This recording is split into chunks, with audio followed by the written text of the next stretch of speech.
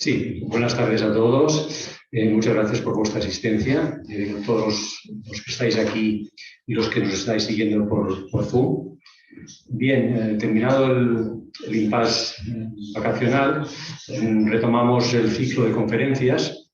Hoy con una interesantísima conferencia sobre una de las hijas del zar, Anastasia, a cargo de nuestro vicepresidente, Ricardo Mateos, y Jonathan Iglesias, dos grandes historiadores y autores de muchos libros, que nos darán detalles sobre este tema tan tratado en libros, en películas. Cuando queráis, encantados y muchas gracias. Gracias, Miguel. Buenas tardes.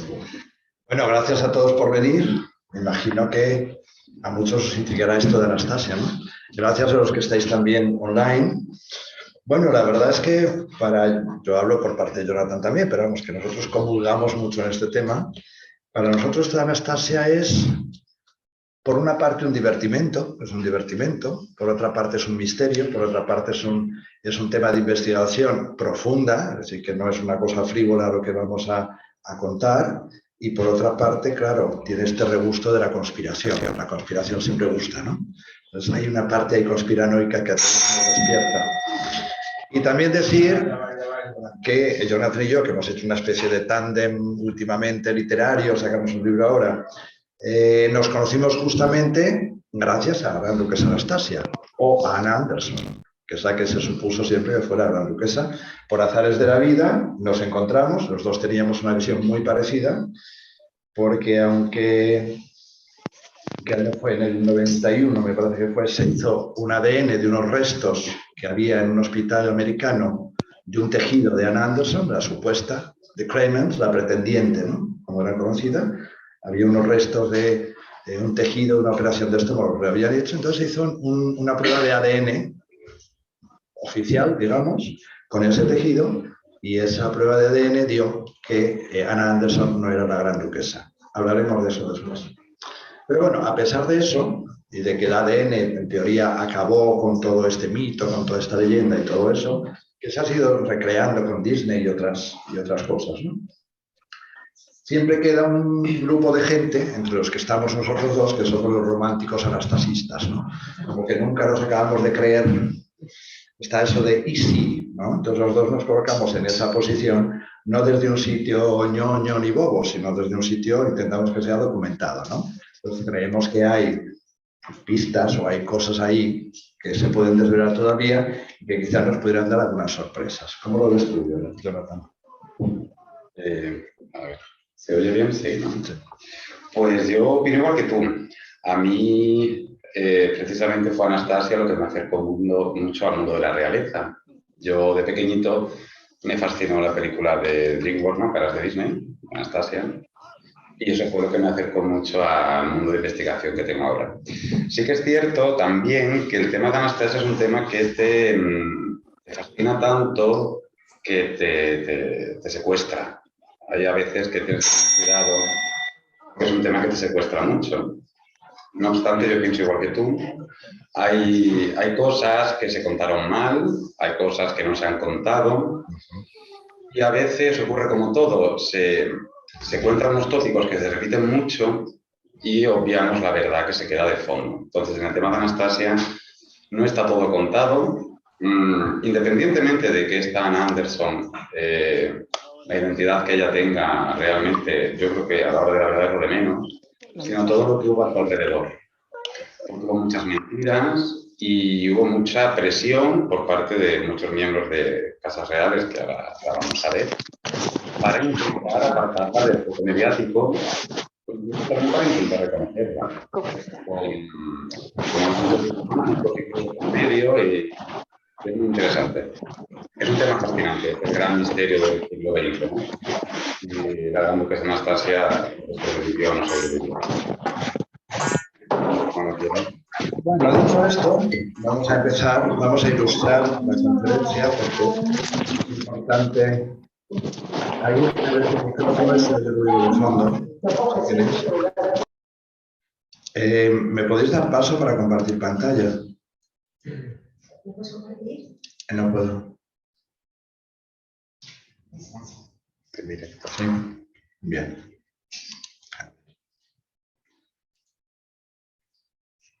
está. Bueno, no nos vamos aquí a remitir a lo que ya sabemos, que es toda esta historia. A dejar esta aplicación compartida. ¿Se ve bien la imagen? No vamos a hablar aquí de la familia imperial antes de la revolución, no tiene ningún sentido, sería meternos en una cosa muy compleja, muy complicada y muy larga, ¿no? Vamos a partir de la supuesta muerte oficial de la familia imperial, que fue en agosto de 1918. La versión oficial es esa. Elena, ¿cómo lo amplío? A ver. Disculpadme, porque lo que quiero es ampliar la imagen para que lo veáis bien. Es que no sé lo que has compartido. Ah, espera, dejo de compartir. Ahí estamos, ¿no? Esa. Bueno, ahí se ve con todas estas a la izquierda, pero bueno, da igual, da igual. ¿Sí? No, pero deja de compartir y amplíalo, ¿no? Sí. Vamos a ver cómo Tienes que volver a compartir y coger esa. esta. Disculpar, disculpar. ¿Ahí? Sí. Ahí se ve mejor, ¿no? Bueno, no vamos a, como digo, remitirnos al reinado de Nicolás II, que es muy complicado, ni a la revolución, muy cruenta, que ya conocemos muchas cosas. Vamos a partir de la famosa noche de agosto de 1918, cuando supuestamente los guardias de Jurovsky entran en la casa Ipatiev, en Ekaterimburg, y entonces masacran a la familia imperial. A partir de ahí, ¿qué es lo que sucede? Hay un montón de leyendas, hay un montón de cosas. Rusia es un desastre, es un desconcierto, nadie sabe dónde está nadie sabe qué ha pasado. Muchos miembros de la familia imperial son asesinados, esto ya lo sabemos todos, no vamos a enumerar ahora, y muchos consiguen salir como pueden, unos a través de Finlandia, caminando por el mar congelado, en fin, todas estas historias muy de leyenda.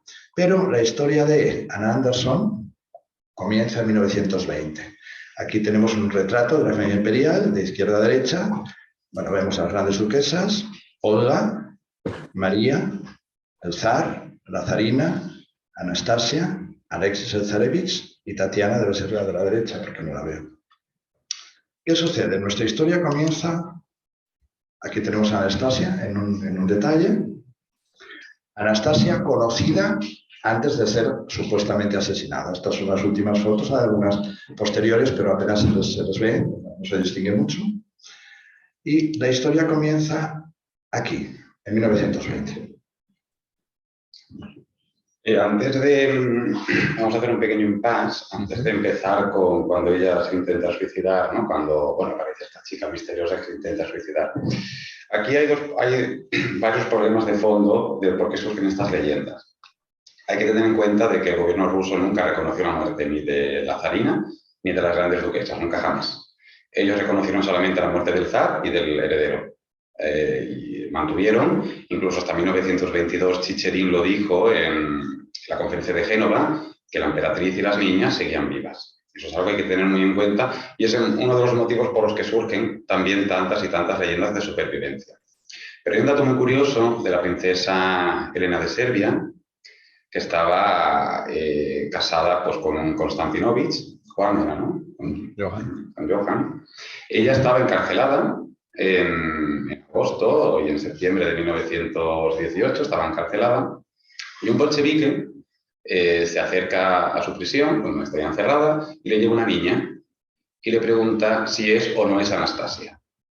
Entonces, Elena no reconoce a Anastasia en esa niña, dice que no es Anastasia, pero luego ella se pregunta de si se supone que están muertas y se han matado la noche del 16 de julio del 18, ¿por qué, no recuerdo si era agosto o septiembre, me traen a esta niña preguntándome si es o no es Anastasia?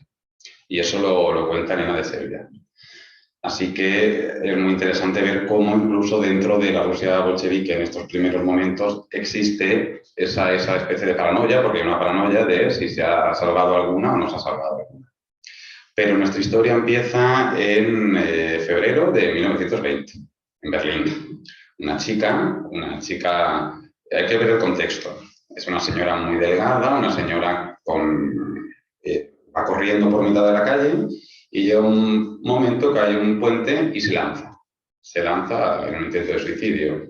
Y la encuentra, aquí tengo anotado porque el nombre no me acordaba, el coronel Holman. Es quien la encuentra justo cuando se tira y la rescata. Entonces, leo el informe policial que se hizo cuando se la encontraron. Esto fue el 17 de febrero de 1920. Y dice, una joven no identificada ha intentado suicidarse. Ayer a las 9 de la noche, una joven de alrededor de 20 años se arrojó por el puente Bedler al canal Landwehr. Fue rescatada por el sargento Coleman e ingresada en el hospital Elizabeth. No llevaba documentos ni objetos de valor. Se me va a desvelar su identidad y el por qué trató de suicidarse. Ella no comentó nada en ningún momento, por eso la llevan a este hospital Elizabeth y luego la llevan a Dartford, que ahí es cuando, bueno, ahí está durante ya mucho tiempo encerrado también. Bueno, ella se tira al canal y de hecho no saben qué nombre tiene, la policía no le da nombre, de hecho le ponen como nombre Fräulein Unbekannt, la señora desconocida. Así la tienen allí un tiempo y la mandan a un psiquiátrico, que tienen claro que algo le pasa de orden psiquiátrico, y la envían aquí a Daldorf, que es donde ella va a estar ingresada durante un tiempo. Es un personaje muy extraño, apenas habla, no se sabe si es rusa o si es polaca, de dónde viene, en tiempos en los que había muchísimos emigrantes que pasaban, que huían de Rusia, huían de Polonia, de muchos sitios, y parece que alguien en algún momento, una de las internas del hospital, reconoce en ella a una hija del zar. Tatiana, dice, en principio, no Anastasia, ¿no? Pero ella es una mujer muy extraña, veremos que va a ser un personaje muy extraño, muy huraño, es una mujer que siempre fue en contra de sus propios intereses, en fin, una loca de atar, porque en realidad acabó como una loca de atar, y ella, al final, parece que se va viendo o se intuye que puede ser Anastasia, no Tatiana, ¿no? Entonces, ya en un momento ha dado cuenta cómo ha sido rescatada de la masacre en la casa Ipatiev en Ekaterimburg. Entonces, ella cuenta que después de los bayonetazos y los tiros, cuando van a llevar los cuerpos a tirarlos al pozo de la mina, todos de la familia imperial, uno de los guardias ve que una de las chicas está viva todavía, está muy dañada, con mucho daño, sobre todo en la mandíbula, porque Anna Anderson toda la vida se tapó la boca, siempre en todas las fotografías aparece con la boca tapada porque recibió muchos daños en la boca. Entonces ella cuenta que uno de los guardias bolcheviques, los guardias rojos, consigue sacarla de allí, cuando iban a tirar todos al pozo de la mina, y la saca en una especie de carreta y llegan hasta Rumanía. Este que la saca de allí, un tal Tchaikovsky, cuenta ella, es alguien que se enamora de ella durante el camino, o sea, se enamora o la viola, o parece que se casan, cuenta ella. Ella contó versiones muy distintas de esto, y que cuando llegan a Bucarest, ellos tienen ya este niño, ella tiene un niño en Bucarest, y ese niño se pierde en la calle, entonces no sabe qué ha pasado con él, al marido parece ser que lo asesinan en la calle. Esto queda todo muy velado, es una historia que ella contó, recontó con versiones muy distintas, nunca se pudo investigar qué pasó en Bucarest. Y yo tengo una carta remitida a mí del año 82 de Tatiana Botkin, que es un personaje que vamos a ver mucho hoy. Tatiana Botkin, una gran anastasista, conoció mucho a la familia imperial.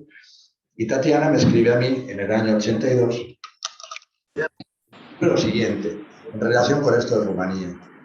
Me dice, en este momento la pobre gran duquesa, me habla en el año 82, cuando Anastasia ya es muy vieja. Me dice, en este momento la pobre gran duquesa pierde cada vez más la memoria y a veces comienza a contar cosas inverosímiles. Por otra parte, a veces tiene momentos de lucidez y hace unos 2 meses ha recibido a 2 jóvenes americanos que yo conozco muy bien. Uno de ellos me ha escrito que Anastasia estaba lúcida ese día y le contó cómo ella vio morir a su marido Tchaikovsky cuando en Rumanía fue atacado por los comunistas. Los comunistas les persiguen, matan al marido, el niño lo pierde y ella queda sola, y desde ahí ella emprende un viaje aparentemente sola desde Bucarest, imaginaros, en el año 18 o 19, lo que eran esas fronteras, sin dinero, sin nada, hasta Berlín. Porque ella quiere llegar a Berlín porque su tía, la princesa Irene de Prusia, hermana de su madre, de la zarina, ella recuerda que tenía una casa en Berlín. Y es cuando ella llega y en Berlín, desesperada, sin saber qué hacer, se tira al canal para suicidarse.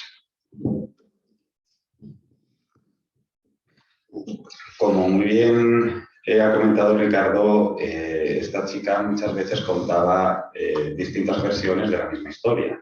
Entonces era muy difícil casarlo todo. También hay que tener en cuenta, como ahora iremos viendo, ella fue de hospital en hospital. Tuvo muchas operaciones, tuvo una tuberculosis muy fuerte y estaba hinchada a morfina. Esta señora, incluso, la emperatriz Alejandra, era una gran adicta a la morfina.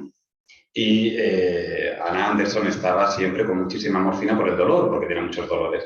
Entonces ella incluso a veces dice que en su libro, ella escribió un libro que se llama Yo Anastasia declaro, Y en el libro ella comenta también cómo muchas veces la morfina le bloquea el pensamiento, ¿no? Ella quiere ir a Alemania, entra en Berlín, a veces dice que acompañada de Sergio, ¿no? Que era el hermano de su marido, su supuesto cuñado, en busca de su tía Nini. Ella quiere ir a buscar a su tía Nini. Ella hace una declaración diciendo que llega a la casa de su tía Nini. La princesa Irene no estaba ahí, estaba en Gemmelmark, ¿no? Estaba en el norte, sí. No estaba en Berlín, tenía casa en Berlín. Ella llega allí, golpea la puerta y le abre pues, un mayordomo, un miembro del servicio, porque en la casa no había nadie, no estaba la princesa Irene. Y ella pregunta por su tía Nini y que quiere ser recibida por ella, quiere verla, que es la hermana de su madre. El mayordomo, evidentemente, no la deja pasar porque la confunde por una mendiga, la confunde por una señora de la calle. Y eso a ella fue, según cuenta, lo que le traumó tanto de no poder ser recibida casi in extremis por su tía Nini cuando decide ya pues tirarse por el puente. Como veremos también más adelante, se abre un juicio para intentar reconocerla o no como Anastasia, que lo llaman como, pues, digamos, el juicio más largo de la historia de Europa, no sé si del mundo, pero por lo menos de Europa sí. Y el mayordomo declaró, es decir, este señor sí que fue a la corte y declaró que sí, que ella se presenta el día que ella lo dice a buscar a su tía Nini. Y lo que resultó raro al mayordomo es que supiera que a Irene de Prusia la llamaban en familia Nini, porque estamos hablando de 1920, 1922, donde en aquel momento los nicknames de la realeza pues no se conocían como se conocen hoy en día, que es mucho más fácil. Entonces a ella la llaman Adalfo. Y ahí es donde tampoco está muy claro cómo, porque sí que es verdad que dicen que una chica que se llama Clara, ¿no? Fue quien la reconoció, no la reconoció, pero hay otras versiones. No está muy claro cómo, pero al final ella afirma ser Anastasia, porque dicen que es Tatiana, que no entonces afirma ser Anastasia. Llega un momento en el que aparece, pues, Harriet, que es una gran amiga suya. Esta se la presenta a la señora Tolstoy, ¿verdad? Entra por Tolstoy. Con la condesa Tolstoy. Y esto fue un gran apoyo para ella. Fue un gran apoyo, pero como también iremos viendo, ella tiene siempre una relación de amor-odio con todo el mundo que se le acerca. Entonces, llega un momento que también deja de hablar a Harriet. Ella va a ir así, no tiene un círculo, digamos, siempre fijo, porque va entrando y moviendo mucho el personal. Y ya cuando está en Dalford, sí que empieza poco a poco este rumor de que allí está una chica que dice ser la gran duquesa Anastasia, y empieza a llegar mucha gente a intentar verla. Y los rusos blancos exiliados allí intentan hacer presión para que alguien de la familia imperial o alguien cercano a la antigua familia imperial se acerque a reconocer a esta chica. El problema es que los médicos, esto es algo que nadie ha hecho, o muy poca gente ha hecho hincapié, los médicos se negaban o no veían bien que fuera nadie a verla. Primero porque, evidentemente, esa chica, independientemente de que fuera una Anastasia, esa mujer no estaba para recibir a nadie. Estaba con muchos problemas psíquicos en aquel momento, estaba muy delgada, no razonaba bien, y ahí nadie iba a reconocer a Anastasia, pero ni a nadie. O sea, esa chica era una persona que no tenía identidad en ningún momento.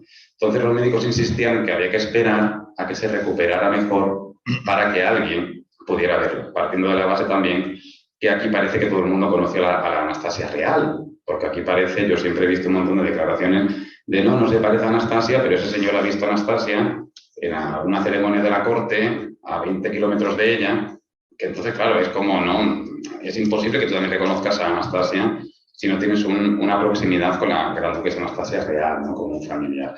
Y hay que tener en cuenta también el tiempo de guerra. Muy poca gente vio a Anastasia del 14 al 18.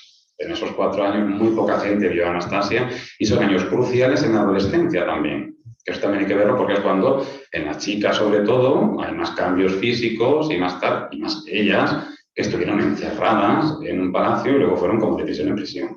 Entonces, sí que hay fotos, digamos, históricas, fotos reales de las grandes duquesas en Tobolsk, en Ekaterimburgo, donde se ve un cambio físico tremendo desde que estaban en enero o en febrero de 1917 en el Palacio de Alejandro, o ya en julio o en agosto del 17 en Tobolsk. Se ve un cambio enorme.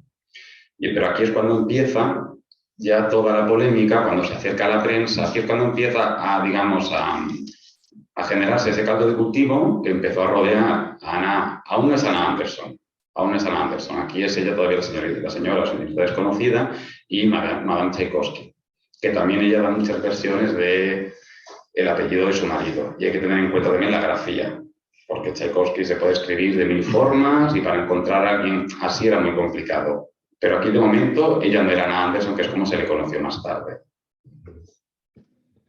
Hay que tener en cuenta el contexto. Es decir, en el año 20, 2 años antes, ha caído el Imperio Alemán, porque eso es un descalabro absoluto.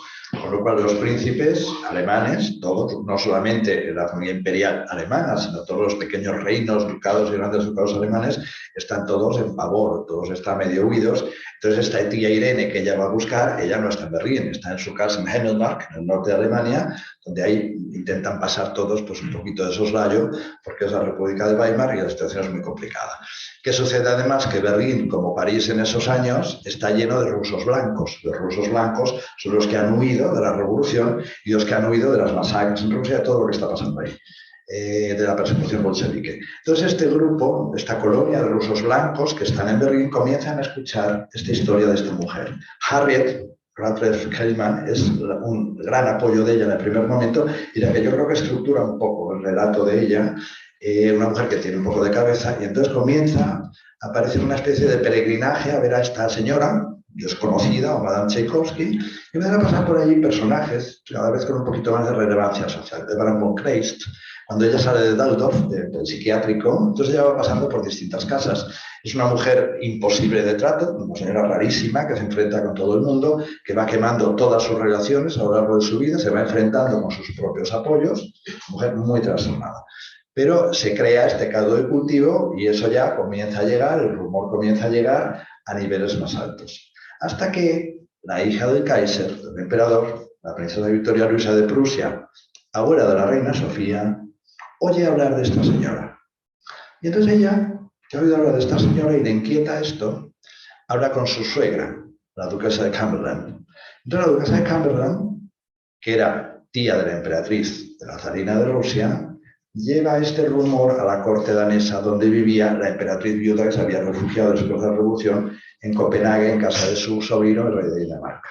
Entonces hay una especie de cadena como de un telegrama que se va pasando de uno a otro y este rumor va creciendo, llegando a cotas más altas de la sociedad hasta que llega un poco a la corte danesa, que es donde va a empezar a moverse todo. En la corte danesa, como muy bien ha dicho Ricardo, está, digamos, la familia paterna, ¿no?, de la gran duquesa Anastasia Real. Y ahí está la emperatriz viuda, que es la abuela de Anastasia, la madre de Nicolás II. Está junto a su hija, la gran duquesa Olga Alexandrovna, tía de Anastasia. Y entonces, algo muy interesante que aparece aquí es este señor que vemos en la imagen, el señor con gafas. Bueno, ahí vemos al príncipe Valdemar de Dinamarca, que es el hermano de la emperatriz viuda, y al lado pues vemos a las dos, que es la emperatriz viuda y su hermana, la reina Alejandra, que es la madre de Jorge V de Reino Unido. Se parecen mucho estas dos hermanas. Estos son hermanos. Entonces es el príncipe Valdemar el que lidera un poco la comunicación de la corte danesa con el asunto de Anastasia. Todo, aunque esto se ha insistido muchas veces o no han hecho mucho caso, todo con el conocimiento de la emperatriz viuda. Es decir, aquí siempre parece que la abuela de Anastasia no se enteraba de nada y la tenían ahí como oculta, ¿no?, que no le contaban nada, pero evidentemente Mini, como la llamaban, ¿no?, la emperatriz viuda María Teodorovna, sabía muy bien lo que estaba pasando porque su hermano Valdemar comunicó a Zale, que era el embajador danés en Berlín, que se acercara a ver a esta chica. Es decir, ya utilizan una vía diplomática extraoficial para que se acerquen al hospital y vean a esta chica. Y es Zale quien pone orden ahí, porque aquello era un caos. Empezaba a llegar gente, la estaban atosigando, tornando llega Zale, encargado por el príncipe Valdemar. Hay una comunicación constante entre ambos, hasta el punto de que el príncipe Valdemar empieza a recibir los informes de Zale y decide sufragar él, de su propio bolsillo, todos los costes de Anastasia. Él decide sufragar todo eso hasta que un poco se resuelva el caso. ¿Qué quiere decir esto? Que no había un rechazo, es decir, no aceptaban públicamente que era Anastasia, evidentemente no la han aceptado nunca, por lo menos a nivel oficial, pero en este momento tan temprano no había un rechazo. Lo que querían era saber si realmente era o no era Anastasia. Y para eso, pues el príncipe Valdemar envía a Zale, que ahora veremos quién es, y hace un informe impresionante y sufraga sus gastos, también un poco acompañado por su sobrino, el príncipe Jorge de Grecia, que también un poco interviene aquí para sufragar un poco los gastos de la futura Ana Anderson, no de la supuesta Anastasia. Si pasas a ver. Vale. Esta es, pues digamos, más parte de la familia. Ahí vemos a la gran duquesa Olga Alexandrovna, hermana del zar, tía Olinka, pero se pronuncia tía Olinka. La del medio es la famosa tía Nini, la princesa Irene de Prusia, hermana de Alejandra, de la emperatriz de Rusia. Y este es el tío Ernie, el gran duque Ernesto de Hesse, que es el hermano de Irene, y Ernesto son hermanos.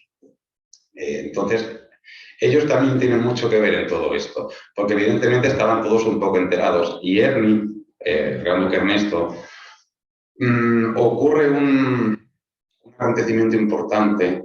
Digamos, esta chica cuenta algo que pone a Ernesto los pelos de punta. Y entonces Ernesto se convierte en una especie de enemigo público, ¿no? Una especie de enemigo público número uno de esta chica. Al principio no. Al principio aquí todo el mundo, bueno, había ahí una especie de vamos a tender ahí una mano, a ver esta quién es, vamos a ver aquí qué pasa, porque hay dudas, hay muchas dudas, pero no había una negativa. Por lo menos al principio no había una negativa de no es Anastasia, no es mi sobrina, no es mi nieta, aquí nadie dijo nada. Simplemente es, vamos a sufragar sus gastos, que esté bien atendida, y cuando esté un poquito más recuperada, entonces ya intervenimos. A ver, lo que pasa es que había mucho miedo de intervenir también.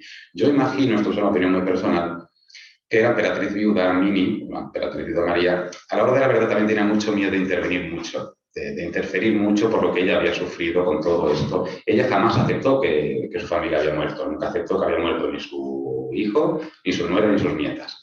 Entonces yo creo que esto le tuvo que costar a ella un desgaste psicológico importante, es una opinión mía. Pero evidentemente ella estaba al tanto de todo esto. Y ella sabía que su hermano le estaba sufragando todo esto. Es que lo sabía tremendamente.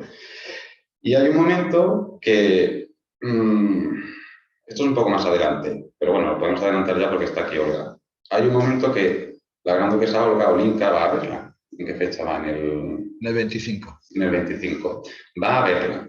Sufragado ese viaje por su madre, por la emperatriz viuda, para intentar aquí ver qué sucede, porque claro, estaban incrementándose las dudas, una barbaridad. Zale, que ahora veremos la cara de Zale, porque va a intervenir luego mucho más adelante también, estaba convencidísimo de que era Anastasia.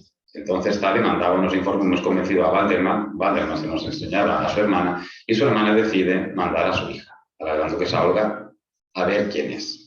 Entonces ahí ocurren una serie de historias muy contradictorias, muchísimo.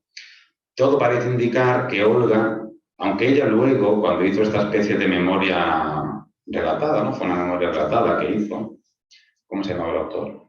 Ian Borges, ¿no? Ian Borges.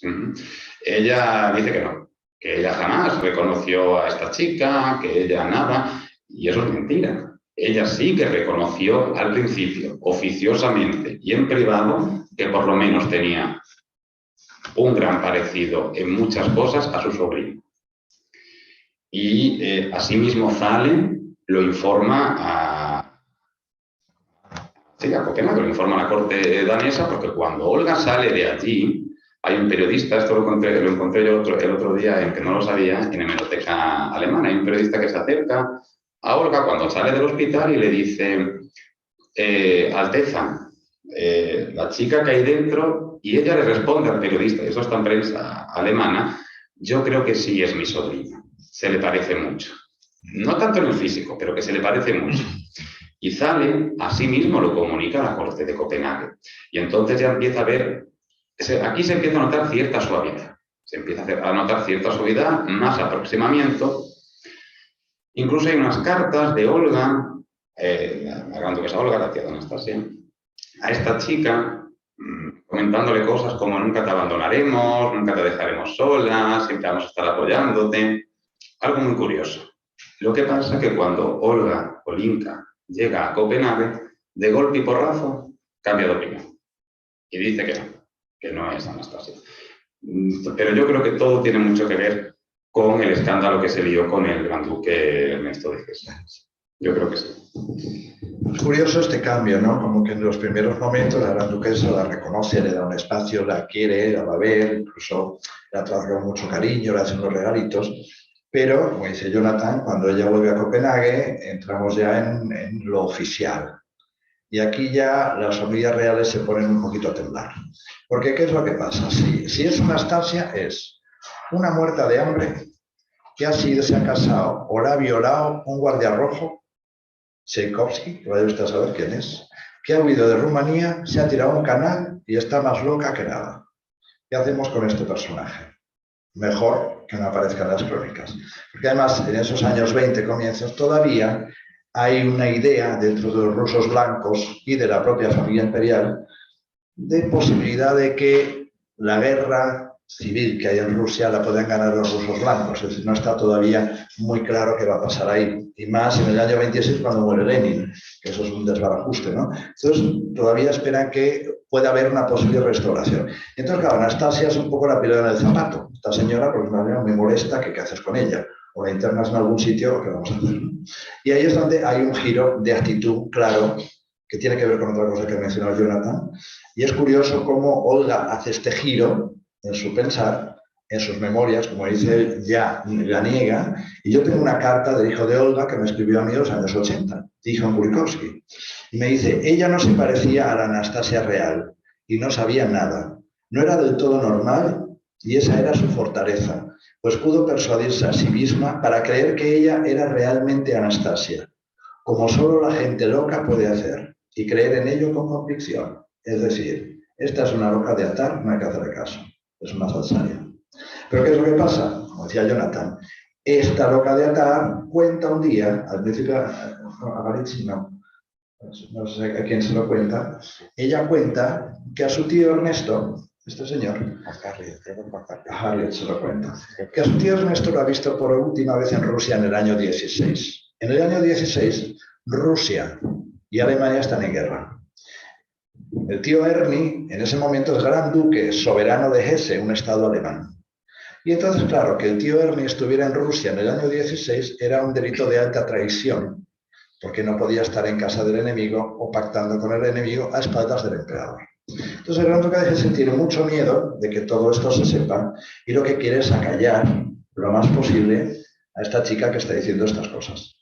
Esto ha sido una polémica durante décadas, si era verdad o no que el gran duque de Hesse estuvo en Rusia en el año 16, y hoy en día está prácticamente probado que sí. El príncipe Galitzin dijo que lo vio en el año 16 en San Petersburgo. Es decir, que esta chica que no sabía nada cuenta un secreto de Estado que no se podía contar. Y cuando lo revela, ahí viene cuando la realeza se pone en pie y van a ir a aplastar a esta pobre. Y además, como es una loca de atar, pues va a hacer todo lo posible para ir en contra de sus propios intereses. Claro, hay que tener en cuenta también un poco la personalidad, la psicología del personaje de esta chica. Yo la llamo Anastasia, pero bueno, para digamos, reducir un poco, ¿no? Esta mujer era autodestructiva para sí misma. O sea, una mujer que se hacía todo lo posible para autodestruirse. Entonces no dejaba muy en claro qué estaba pasando aquí. Ella cuenta esto del gran duque Ernesto, de Ernie. Ernie se entera y se le ponen los pelos de punta. Como dice Ricardo, él lo negó, dijo que no había estado nunca allí. Yo casualmente, aunque no tiene que ver con esto, cuando investigaba para mi libro de Salvatore, la correspondencia del Marqués de Villasigna dice, el Marqués de Villasigna, que era nuestro embajador allí, que el gran duque Ernesto estaba allí porque se había comunicado con el gran duque Pablo. O sea que está constatado. O sea que allí estaba ese señor. ¿Cómo una desconocida loca sabía que el gran duque Ernesto había estado en Rusia en el 16? No sé, pero vamos, que ella lo comentó y eso fue lo que provocó el gran cambio. Aparte también que en estos momentos pues había cierta fantasía romántica de restauración monárquica en Alemania y todo esto, había mucho miedo también de tal. En el 26 a ella la mandan a Lugano. Todo esto, volvemos a repetir, financiado por el príncipe de Valdemar, por el príncipe Jorge de Grecia y todo con Zale. Zale es, creo que está la siguiente imagen, Zale, ¿no? No, a Zale lo veremos más adelante. Zale es el que pone orden. Zale pone muchísimo orden y empieza a hacer filtro. Porque claro, aquí empieza a llegar, ella se va de Dartford a Lugano, de Lugano para acá, va a casas, porque también se va a casas particulares. Ella se escapa de esas casas, ella no quiere estar en ningún sitio. Se pelea. A ella se la encuentran durmiendo en el zoológico, que se había tirado allí 2 o 3 días dormida al lado de los monos. Ella se va. Ella es una persona que le dan ataques de ansiedad, le dan ataques de locura, le salían manchas rojas cuando le daban mucha ansiedad, porque dieron un control de su ira también. Era muy rara, era muy rara. Y a la hora de la verdad hay un... Lo que pasa es que no recuerdo quién es. Hay un hombre que dice es que el comportamiento me recuerda a Alex. Pero yo no recuerdo quién era quien dijo eso. Ese comportamiento tan de explosivo, ¿no? Un comportamiento muy explosivo en privado, por lo menos. Pero ella poco a poco sí que empieza ya a ser ciertamente molesta. Empieza a ser ciertamente molesta y la prensa ya estaba encima. O sea, esto ya era... si era Anastasia o no Anastasia, esto aparece en el ABC, incluso aquí en España, en el Times, aparece en todas partes. Y entonces había mucho miedo a que se hiciera público que un miembro de la Casa Real danesa y un miembro de la Casa Real griega estaban financiando el mantenimiento de esta chica. Entonces, Valdemar lo que le dice a Zale, no se puede consentir que se haga de dominio público que cubra los costes de esta muchacha, sea quien sea. Entonces, como no se puede consentir eso, lo corto. Y Valdemar, Jorge tarda un poco más, pero Valdemar, en un primer momento, cuando se empieza a hacer todo esto público, corta el grifo y deja de mantener a esta chica. Y empieza Zale a mantenerla. Zale empieza a mantenerla incluso utilizando fondos de la embajada danesa. Empieza a mantener... Cuando hablamos de mantener no es que le dé dinero, sino que está manteniéndola en todos los hospitales y en todos estos sitios en los que está. Pero ya era muy molesta, ya empezaba a ser muy molesta, estaban incluso... Zale indica que hay como un cierto interés en ir apartándola poco a poco, como dejarle internada en algún sitio, que corra allí su vida y que no moleste mucho. Eso Zale Zale hizo un informe muy largo, que actualmente no se puede consultar porque la corona danesa ha prohibido que se consulte, pero es confidencial. Pero en su informe lo que dice es que había como una especie de movimiento para mantenerla apartada, y que no moleste mucho, porque empezaba a ser ya muy molesta para todos desde que comunicó lo del Gran Duque Ernesto. Y por eso se va con los Leuchtenberg, que empiezan a ser todos unos protegidos de ella. ¿Qué pasa? Ella, como dice Jonathan, va de casa en casa. Se pelea con uno, se tira los trastos a la cabeza con quien le ayuda, es una roca de atar, se la quitan de una casa, va para otra casa, en un momento dado la llevan a otro psiquiátrico, a otros dos. Entonces, en ese psiquiátrico va a verla a Tatiana Botkin, que es la señora de esa carta que yo he leído antes, ¿no? Tatiana Botkin, ¿quién es? Tatiana Botkin es la hija del médico personal del zar, que ha sido Sergei Botkin, que ha sido asesinado con la familia imperial el mismo día en Ekaterimburgo. Es decir, Tatiana Botkin ha perdido a su padre el mismo día que va a terminar el zar, en el mismo sitio, en la misma casa. O sea, tiene un interés claro. Y además, ella y su hermano Gleb son de los últimos que han visto a las grandes duquesas, no como hijas del zar reinante, sino cuando ya están en prisión. Es decir, los últimos de su edad que han visto a las grandes duquesas son Tatiana y su hermano. Y estos son figuras muy importantes en esta historia. Entonces, Tatiana la va a ver a este otro psiquiátrico. Y estando allí, como no saben qué hacer, el embajador Zale habla con el duque de Leuchtenberg. El duque de Leuchtenberg descendía de la emperatriz Josefina de Francia, la mujer de Napoleón. Era un Beauharnais, una rama de los Beauharnais había establecido en Rusia, había emparentado con la familia imperial y, por tanto, estos Leuchtenberg tenían un parentesco muy cercano con la familia del zar. Pero tenían, fuera de Rusia, porque dentro de la revolución, tenían un castillo propio en Baviera, el castillo de Seeon. Entonces, el duque de Leuchtenberg, que era un anastasista convencido, de su mujer, la princesa Rednin, que vemos aquí, deciden que como no hay dinero, se la llevan ellos a su castillo. La foto que veis a la derecha, esta es del famoso baile imperial de 1913, donde van todos los miembros de la corte vestidos de boyardos del siglo XVIII con toda esta joyería inmensa, ¿no? Bueno, entonces el duque de Leuchtenberg y su mujer se llevan a esta pobre, se la llevan al castillo de Seon, donde se abre otro capítulo. Este es el castillo. Es un monasterio, en realidad un viejo monasterio agustino. Yo estaba ahí, es un sitio muy bonito, una cosa muy grande. Y ella llega y lo que va a hacer es montar armadura marimorena, porque es una señora rarísima, que no baja a comer nunca con ellos, en fin, que empieza a pelearse con todo el mundo y que empieza a generar fricción dentro de la familia. Los duques tenían varios hijos. Yo tuve relación con 2 de ellos. Tengo aquí 2 cartas de 2 de ellos. Curioso, ¿no? Como las hijas del duque se ponen a favor de Anastasia y los hijos se ponen completamente en contra. Entonces, en los años 80 o 90, que yo tenía relación con esta gente, me escribe Konstantin de Leuchtenberg, me dice, ella es una impostora y no es la hija de nuestro difunto zar Nicolás II. Probablemente ni el diablo la acepta en el infierno. Esto es lo que opinaba de Anastasia, de esta señora, ¿no? En cambio, su hermana, Tamara Leuchtenberg, y su otra hermana, la baronesa Meyer-Strakowski, me escribe: vino a nuestra casa en Baviera durante medio año, pero nosotras la veíamos muy raramente, excepto cuando bajaba a pasear por el jardín o cuando paseaba con su dama de compañía y con nosotros. La mayor parte del tiempo permanecía en su habitación y con frecuencia comía allí. Apreciaba la porcelana fina y era una mujer muy limpia, pero tiene mal carácter y es desconfiada. Si se enfada, sin levantar nunca la mirada, nunca vuelve a mirarte. Mi madre creía en ella, y mi padre también al comienzo, pero más tarde tuvo sus dudas. El gran duque Andrés la reconocía como su sobrina, al igual que otras personas que venían a verle a nuestra casa, y otras que decían lo contrario. Mis 2 hermanos estaban contra ella, mi hermana y yo a favor. Como fractura ella, esta familia con su mal carácter.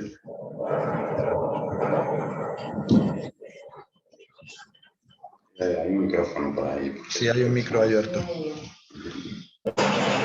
Ya, bueno, como dice Ricardo, fractura familiar y más tarde veremos cómo fractura la familia de Sutianini, de la princesa Irene, ahí que era una fractura tremenda. Ella en Seon está bien, ella está bien, ahí empieza a recibir bastantes visitas de mucha gente, todo mucho más ordenado también, ya es otra cosa, ya no va esa locura de gente que iba a los hospitales, aquí ya va todo un poquito más ordenado. También ese momento es un momento en el cual es más, digamos, desconocido para la prensa, es decir, es menos mediático. Allí está más protegida, no tiene tanta presión mediática, ella también se relaja, aunque también tiene sus momentos de locura máxima, porque esta señora tiene muchos momentos de locura en muchos momentos. Aquí es cuando va a verla también, por ejemplo, el príncipe Félix Yusupov, ¿no? Aquí ya sé, ¿no? Que es el célebre asesino de Rasputín, ¿no? Está casado con una prima de Anastasia, la princesa Irina, que es hija de la gran duquesa Xenia, otra hermana del zar que aquí no hemos puesto porque no interviene por lo menos directamente. Entonces, hay algo muy ambiguo con Félix porque ella comenta, fue ella la que comentó que intentó matarla, ¿verdad? O eso dice. Ella dice que Félix porque claro, Félix, digamos, fue una persona muy repudiada por parte de la familia imperial, estando todavía el zarismo constituido, por haber asesinado a Rasputín. Entonces, Anna Anderson tiene una opinión muy particular de Rasputín. Ella no opinaba que Rasputín era un servil o que era el mismo diablo personificado, que es como nos la ha vendido la literatura siempre, ¿no? Ella decía que no era tan así. Entonces, ella no quería recibir a Félix, pero un poco así, fue más o menos obligada a recibirla porque era importante que Félix Yusupov, que también se había convertido en una especie de líder, ¿no? De estos rusos blancos, porque era el único que tenía una fortuna importante allí en Francia, estaba manteniendo a mucha gente, la reconociera o no. Ella cuenta, eso dice ella, que Félix la intenta matar en el castillo que se le acerca para intentar ahogarla del cuello, para intentar partir el cuello o algo, no sé, eso lo cuenta ella, en uno de esos descalabros mentales que le dan a esta chica. Aquí vemos a Tatiana Igleb-Botkin, que siempre, Igleb era periodista, él trabajaba en Estados Unidos como corresponsal de prensa allí Y eso es algo fundamental para que, como veremos ahora, ella se va a Estados Unidos de América. Ella hace 2 viajes a América, este y luego más tarde otro, porque ella muere en América. Y ella se va a América por Glenn, que es Glenn Bocina, que dice de llevarlo para allá. Y este es el tema, el gran tema espinoso del tema Anastasia. Este es el gran duque Ernesto, el tío Ernie, que hemos visto antes, y esta es Francisca Chanskowska. Yo el apellido lo veo impronunciable. ¿Qué pasa? Cuando estalla todo esto de que ella dice que el gran duque Ernie había estado en San Petersburgo durante la guerra para un intento de paz o algo así, entonces es este señor cuando contrata a un tal el gran duque Ernie, contrata a un tal Martin Knopf, ¿vale? Que era un investigador privado, y le dice: tienes que averiguar quién es esta chica. Si es Anastasia, si no es Anastasia, quién es. Y si no es, me tienes que averiguar quién es, porque esto hay que zanjarlo ya. Y entonces aquí aparece esta Francisca, ¿vale? Los descendientes de Francisca, no, mentira, los descendientes de los hermanos de Francisca siguen vivos. Hay nietos de estas señoras, es decir, hay sobrinos nietos de esta señora, de Francisca, aún vivos. Yo a uno de ellos le dije que esta foto era idéntica a Anna Anderson. Digo, es que esta foto es Anna Anderson. Y a mí lo que me contestó es: ¿y a ti quién te dice que esta es mi tía Francisca? Porque aquí nadie ha demostrado que esta sea mi tía Francisca. Simplemente de repente apareció esta foto y dije: no, esta es Francisca. Y ya está. Pero nadie dijo: bueno, esta es Francisca, ¿por qué? Porque él dice que su propia hermana, la hermana de Francisca, no la reconoce en esa foto de nada, a la Francisca real. Entonces aquí ocurre algo muy interesante, muy escabroso, que se enlaza con el carretero de Berlín. La familia de Francisco, una familia polaca, que vivía en Polonia. Hablaban polaco, no hablaban ruso. Esta familia no hablaba ruso, ni hablaba alemán. Hablaba muy poquito alemán, pero son estos idiomas que tienen como pequeñas palabras en alemán por haber heredado, porque estaba en una zona muy fronteriza, pero alemán no hablaban. Y entonces, ¿qué le dicen? Apartemos un momento esto de Anastasia y centrémonos en esta familia. ¿Qué le dicen a esta familia? Francisca era una señora que estaba muy desequilibrada. La Francisca esta, la histórica. Estaba muy desequilibrada y estaba trabajando en Berlín, en una fábrica. Y entonces le comunican a sus padres, a sus hermanos, en 1920, que su hija ha sido asesinada por Karl Grossmann, que es el famoso carnicero de Berlín. Un señor que se dedicaba a asesinar prostitutas y a comérselas, a venderlas como si fueran carne, un caníbal, una especie de señor caníbal que vivía en aquel momento. Entonces, algo muy, muy escabroso que se junta con todo esto, que toda esta historia es súper escabrosa. Entonces, eso lo comunican a la familia de Francisca. Entonces, cuando dicen que esta supuesta Anastasia es Francisca, la familia en un primer momento dice: no, a nosotros nos comunicaron que Francisca falleció en 1920 asesinada por este señor. Y en el registro policial en el registro policial de Berlín aparece a Francisca asesinada por este señor. Este señor luego se suicida, o sea, el asesino, se suicida. Así que no hay forma de averiguarlo. Y resulta que Martin Knopf, que es el investigador privado, el detective que el tío Ernie contrata para desvelar que su supuesta sobrina Anastasia Francisca participó en el caso del asesino de Berlín. Él participó en ese caso, él medianamente, más o menos, lideró un poco el caso y es quien le acerca la figura de Francisca. Entonces, aquí no podemos debatir si era o no era Anastasia, si era o no era Francisca, aquí no podemos debatir eso. Lo que sí que es cierto es que eso ocurrió, a la familia de Francisca le comunicaron que su hija o su hermana había fallecido porque había asesinado el señor el caníbal así aparece en las fuentes policiales también, aparece su nombre escrito diciendo que había sido asesinado por este señor. La hermana de Francisca no la reconoce en la foto y un nieto de su hermana a mí me comunicó que el gran duque Ernesto, tío Ernie, incluso llegó a pagarles para que acabaran con esto rápido y que reconocieran que era su hermana y se acabó. Entonces, ahí hubo movimientos muy raros. En torno a todo esto hubo movimientos muy, muy raros. también es un corre que te pillo del gran duque Ernie, para intentar desacreditarla por completo y apartarla del medio. Eso es algo que él intentó siempre. Ahora, la historia de Francisca se quedó. Es decir, se ocultaron las pruebas policiales porque aquí nadie... Era muy fácil. Si yo he podido ir y preguntar al archivo histórico policial de Berlín que me muestren el caso del asesino este de Berlín y que me muestren el certificado de defunción de Francisca asesinado por ella, me lo han mostrado, en ese momento lo podía hacer también. Nadie lo hizo, simplemente dijeron es Francisca y ahí se zanjó el asunto. La familia, digamos, a nivel oficial, reconoció la familia imperial, la familia real, reconoció que era Francisca y de ahí ya no se movió, por lo menos en estos niveles tan elevados. ¿Sí? ¿Qué sucede en esas? Que claro, bueno, esto es Félix Yusupov, que va a visitar el asesino de Rasputin a la izquierda, que va a visitar a Anastasia, a Seona Baviera, que es cuando dice ella que le ha querido asesinar y todo eso, que me parece una ficción, ¿no? Pero bueno, hay una gran fractura familiar, porque prácticamente toda la familia danesa, inglesa y alemana de Anastasia, de la Gran Duquesa, se pone absolutamente en contra, pero hay algunos personajes que disienten de esto, personajes particulares, 3 o 4 que van a disentir de forma fuerte. Y uno de ellos es el Gran Duque Andrés Vladimirovich, que vemos a la derecha. Yo tengo una carta que he encontrado del año 1027, en la que el Gran Duque Andrés, que ha ido a ver a Ana Anderson, escribe a su prima, la reina de Rumanía, y le dice: la cosa más extraña es que en un caso como este, parecería natural que todo el mundo estuviese interesado en averiguar la verdad, pero en realidad es lo contrario. Desde que las investigaciones se sistematizaron y comenzaron a dar resultados, se ha sentido una fuerte oposición en cada paso que se ha dado. Los testigos se niegan a dar testimonio, los documentos se ocultan, algunos se falsifican, se paga a gente para dar falsos testimonios y las fotos se trucan. Hay personas que hacen todo lo posible para detener las investigaciones, para borrar todas las huellas y se gasta mucho dinero con este propósito.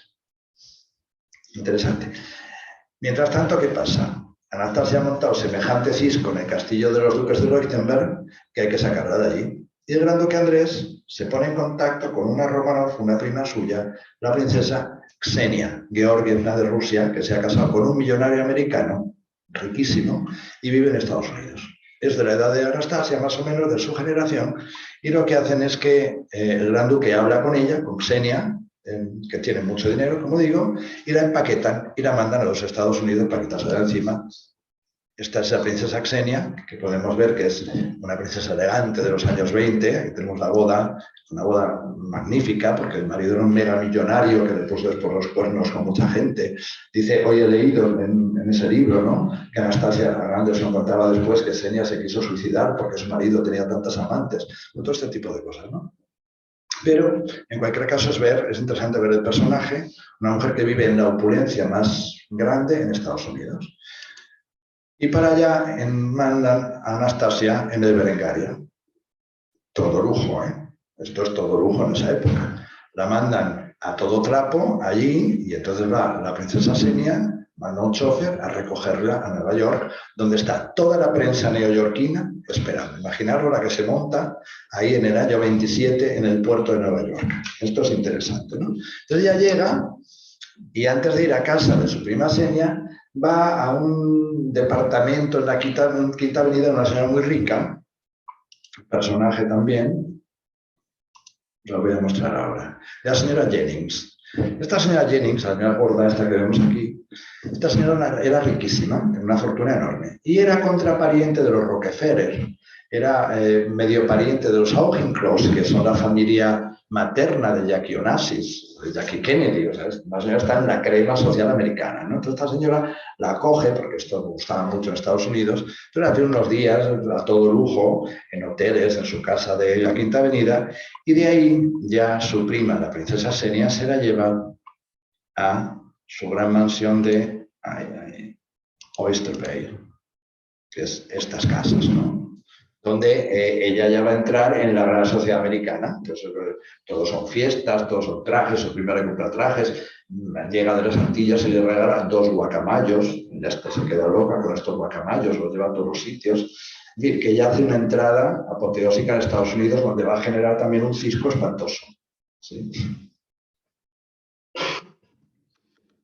Como dice Ricardo, allí en Estados Unidos ella entra en la sociedad, entra en la gran sociedad norteamericana.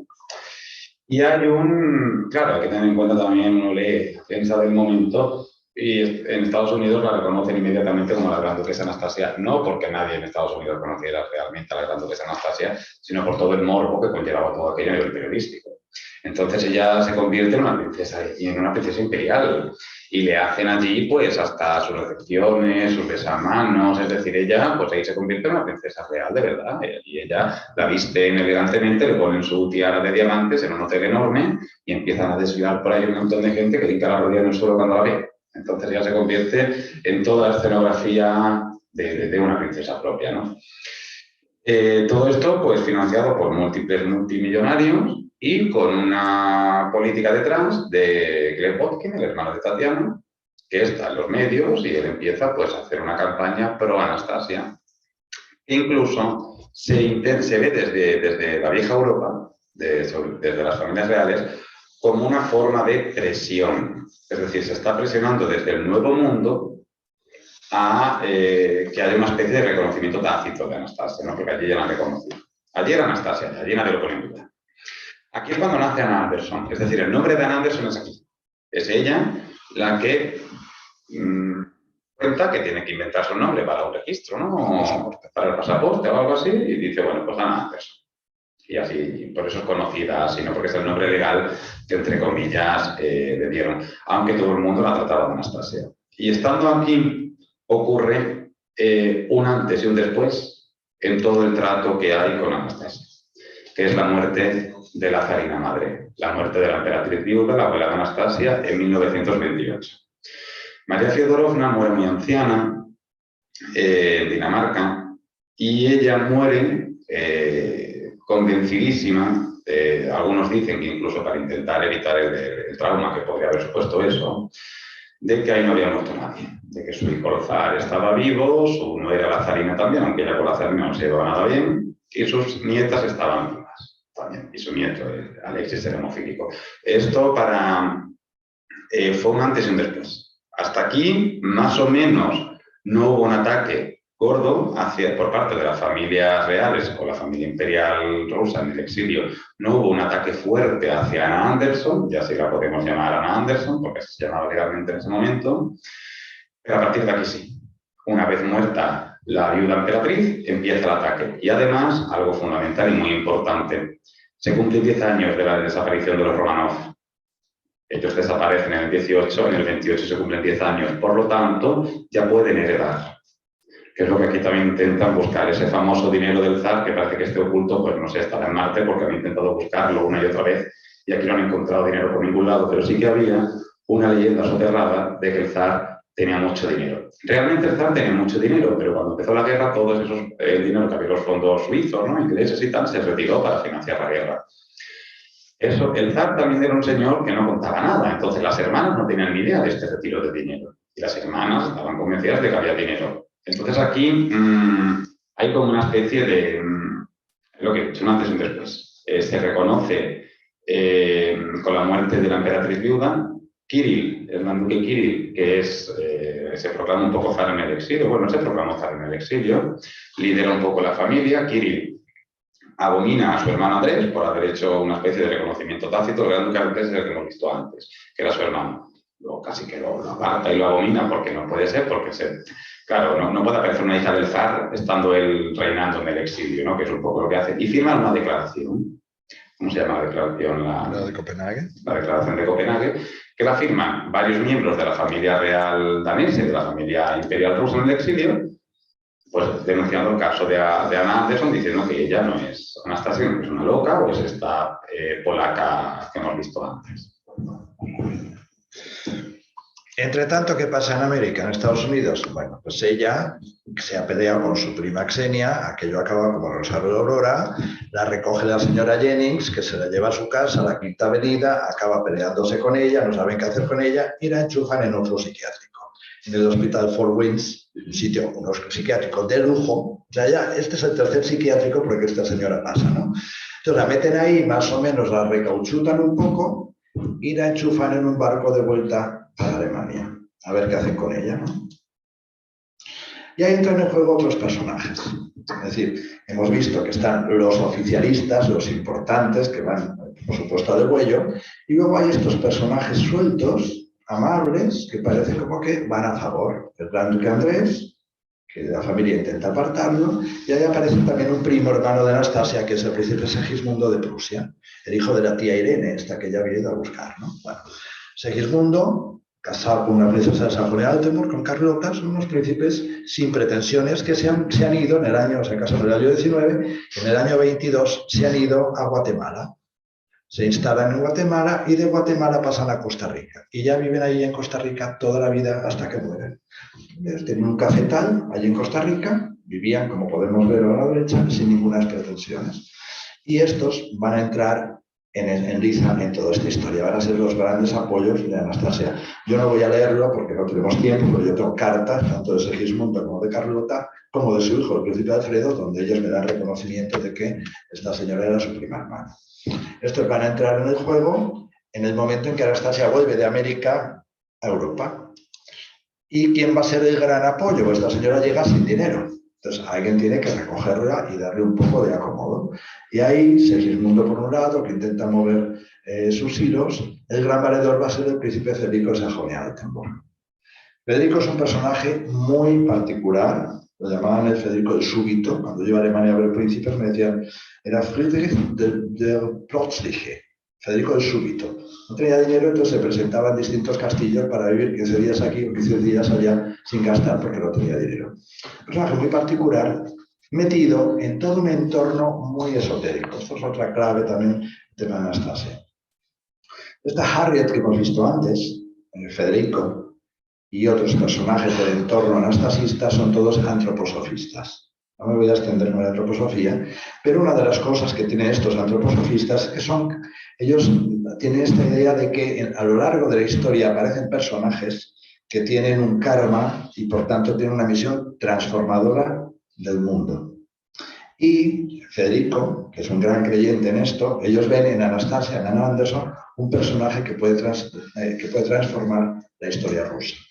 Federico ha escrito ya un libro, El enigma de Madame Royale, donde él ha defendido otra tesis, que es que la hija de Luis XVI y María Antonieta, que sobrevivió a la Revolución, una vez que termina la Revolución y termina el Imperio Napoleónico, la hija de María Antonieta, duquesa de Angulema, la casan con un primo suyo.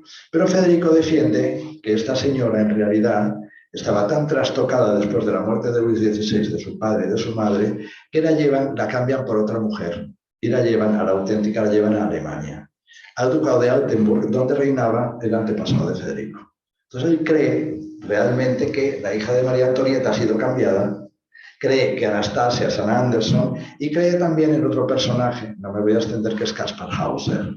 No sé si os suena Kaspar Hauser, es el príncipe desaparecido de Baden, que también una historia muy complicada, que era el que iba a salvar Europa en el siglo XIX. O sea que Anastasia llega aquí, enchufada desde un psiquiátrico en América, la recoge este grupo de antroposofistas y van a ser ellos los que van a ayudarla, más o menos, a malvivir como pueden en esos años 30 y 40 de la guerra. Ella va viviendo de casa en casa, de casa en casa, de casa en casa, se pelea con uno, se va con otro. Esto es el rosario de su vida. Ya entramos en un periodo ya que se empieza a complicar todo, porque tanto el reconocimiento por un lado, el no reconocimiento por otro, crea una gran factura familiar, que es lo que hemos dicho siempre. Incluso Irene Pianini deshereda a su hijo Segismundo por haber reconocido a Anastasia públicamente, adopta a la hija de Segismundo, que es Bárbara, le da todo el dinero a Bárbara, ahí se empieza a liar todo por culpa de este asunto. Todo esto lo mueve este asunto. Y hubo muchos problemas y muchas peleas, pero ya entramos en el periodo de la Segunda Guerra Mundial, que ahí se empieza también a complicar todo mucho, porque claro, durante la Segunda Guerra Mundial todo esto se paraliza, no hay mucho movimiento. Pero aquí lo interesante de este periodo que empieza a venir es que esa digamos, amalgama de nazis que empiezan a surgir, Hitler también se preocupa por esta chica, es decir, Hitler también se cuestiona de ¿esta quién es? ¿Esta es Anastasia realmente? Incluso manda como una especie de, eso lo cuento también Zale, mucho más posterior, ¿no? Porque Zale ya estaba apartado de por aquí, Pero sí que Zale se entera de que Hitler también dice, bueno, ¿esta quién es? Y empiezan a mandarla. Incluso la historia de Van Anderson cruza fronteras y llega a la Unión Soviética. Y también la Unión Soviética se pregunta si realmente es Anastasia o no. Fijaos el caos que tiene que haber allí, que ellos mismos ni siquiera saben si mataron o no mataron, o si mataron o qué pasó aquí. Porque incluso no sé si existía ya la KGB o no, pero bueno, el sistema de espionaje comunista de aquel momento se preguntó si realmente era Anastasia. Y está todo el informe allí, en los archivos de Moscú, sobre que la fueron a espiar, la fueron a ver, que había un desconocimiento muy importante. Pero ella también ya se empieza, también es por aquí cuando dice con todo esto de que la quieran casar con él, pues más tarde. Con Royce, sí. Es por aquí. Porque aquí también aparecen otros personajes como Herminia, la segunda mujer del Kaiser, del emperador de Alemania, que estaba exiliado en Holanda, que la reconoce como Anastasia. Y eso es lo último que comunica Zale. Lo último que comunica Zale es, lo último que sé, vía mi homólogo holandés, es el movimiento raro del Kaiser con este reconocimiento tácito. O sea, lo que dice Zale es que le comunican desde Holanda que el Kaiser reconoce de forma tácita, así como de forma, de aquella manera, a esta chica al enviar a su segunda esposa, y que su segunda esposa la reconoce oficialmente, porque Herminia llega a hacer una declaración en prensa y una declaración luego a nivel judicial de que reconoce públicamente a Anastasia, bueno, a Anderson como Anastasia, que luego se retrae, luego dice que no. Pero en ese momento lo hace de forma pública. Bueno, en esos años, cuando ella vuelve, ya finalmente Federico consigue, después de la Guerra Mundial, porque ella va pasando por casas y casas aquí y allá, además, en un momento dado ella está viviendo en un castillo de la princesa de Sajonia-Meiningen, entran los rusos ya en el 45, tienen que huir a la Alemania occidental, en fin, una cosa muy complicada. Ya Federico le consigue, con financiación de otros príncipes que van a favor de ella, como estos, los príncipes de Weimar, la princesa Mariana de Prusia y su marido el grave de Hesse, toda gente que la reconoce, porque ahí va muchísima gente a visitarla. En los años 50 aquello es una especie de romería, donde va medio mundo a verla. Entonces se compran una casa. Bueno, también ahí está. Ella en un momento dado está también recogida en este castillo de Liechtenstein, que no está en Liechtenstein, está en Alemania, que era de los duques de Urach. Y la recogen ahí dos princesas viejas de Urach, que me contaba su sobrina, que eran dos locas, unas brujas, me decían unas brujas, ¿no? Pues la recogen allí, está un tiempo allí también, la reconoce esta Luisa de Sajonia-Meiningen, otra princesa, pasa por muchos sitios, un poquito ya más reivindicada, y Federico consigue comprarle una casa. Bueno, me llevan más visitas, no me quiero extender. La emperatriz de Alemania, la segunda mujer del Kaiser Guillermo, Herminia, la princesa Cecilia de Prusia, Vera Konstantinovna también va a verla, una Romanov. Es decir, hay un montón de gente que, sin decirlo oficialmente, ayudan, colaboran con dinero, van a verla, o le dan un cierto apoyo oculto, y le compran esta casa en el año 46, en este sitio, un Unterlengenhardt, que es donde ella, una barraca, decía, no era una barraca, una casita más o menos bien, que es donde ella va a vivir hasta los años 60, más o menos. En esas hay todo este tema del cine. Yo he puesto aquí el cartel de Anastasia, la Anastasia de Ingrid Bergman. ¿Por qué? Porque quien es el ayudante de dirección de esta película de Anastasia es el príncipe Miguel Romanov, que yo conocí mucho, fue ayudante de dirección. Y este era sobrino de Anastasia.